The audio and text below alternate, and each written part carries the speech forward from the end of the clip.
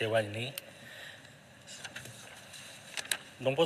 Saya nombor 1. Bengkulu Perintang meminta Menteri Pembangunan Kerajaan Tempatan menyatakan negeri-negeri yang telah menggunakan pakai UUKP seragam pindahan 2021 dan bilakah Undang-Undang Kecil Pembangunan Wilayah Persekutuan Kuala Lumpur 1985 dikemas kini supaya selaras dengan peruntukan UUKP seragam pindahan 2021. Silakan Menteri. Salam Malaysia Madani, Datuk Tuan Yang Di-Pertua dan juga ahli-ahli yang berhormat dalam Dewan yang mulia ini. Terima kasih kepada Yang Berhormat Bukit Bintang yang mengemukakan soalan pertanyaan Menteri. Untuk makluman ahli yang berhormat, Undang-Undang Kecil Bangunan Seragam tahun 1984 UKBS adalah merupakan undang-undang subsidiari di bawah Akta Jalan, Parit dan Bangunan Akta 133. UKBS tahun 1984 telah melalui proses semakan untuk pindaan bermula daripada tahun 2018 hingga ke Mei 2021. Kementerian Pembangunan Kerajaan Tempatan melalui Jabatan Kerajaan Tempatan JKT telah membuat pindaan 2021 terhadap Undang-Undang Kecil Bangunan Seragam tersebut yang meliputi 5 komponen utama yang melibatkan 114 pindaan, iaitu pertama, kehendak menentang kebakaran yang melibatkan 73 pindaan. Kedua, komunikasi 2 pindaan. Ketiga, sistem binaan berindustri, Industrial Building System, 17 pindaan. Keempat, pengemukaan pelan pemajuan secara online, 4 pindaan. Dan terakhir, kawal selia kualiti pembinaan, 18 pindaan.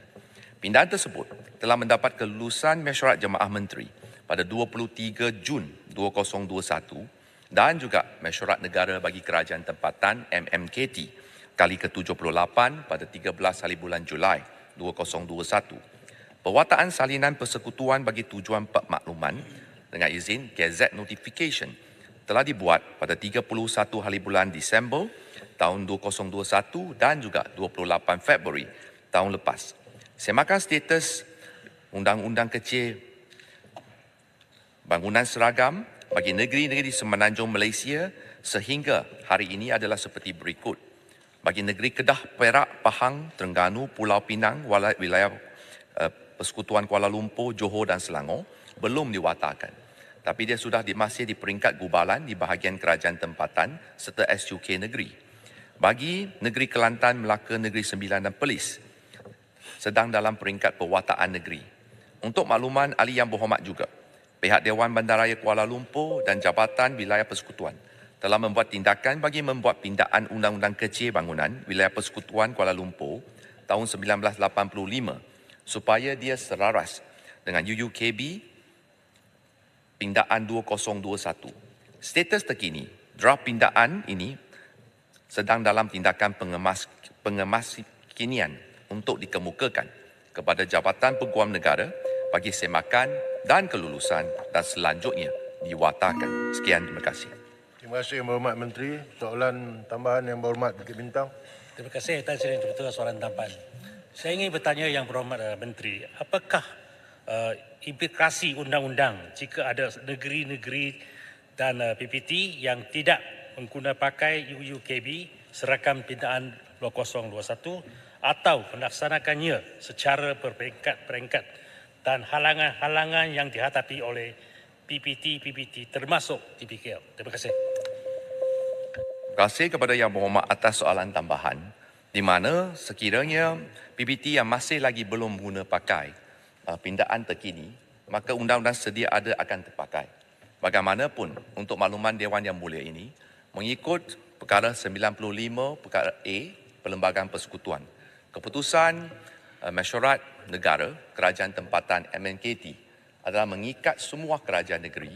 Oleh kerana itu, semua negeri adalah wajib untuk memakai serta mematuhi keputusan yang telah diluluskan oleh MMKT pada tahun 2021.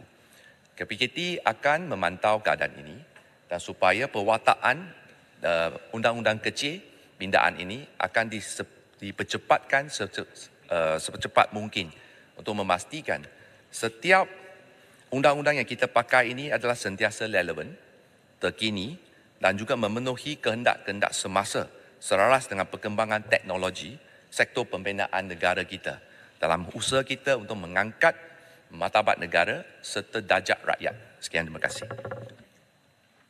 Baik, Yang Berhormat Alustar. Terima kasih Yang Berhormat Datuk Speaker, Yang Berhormat Menteri. Mengenai undang-undang kecil bangunan seragam ini, ada binaan-binaan yang dibuat tambahan-tambahan selepas bangunan itu siap dibina.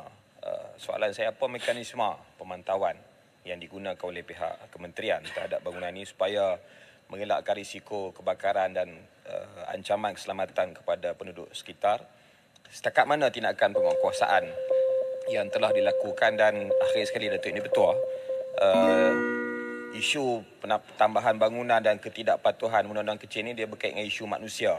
Adakah kementerian bercadang supaya mewajibkan penghuni ataupun pemilik bangunan ini mengikuti kursus ataupun taklimat berkaitan undang-undang, supaya kalau diikuti kursus itu barulah diberi kebenaran untuk menduduki ataupun membina bangunan tambahan? Terima kasih, Datuk, ini betul. Yang Berhormat Menteri.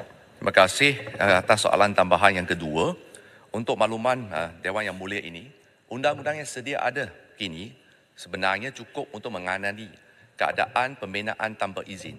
Jadi kita ada Aktah Jalan Parit dan Bangunan tahun 1974. Kita juga ada Aktah Kebombaan tahun 1988. Yang pokoknya soal adalah tentang soal penguatkuasaan undang-undang.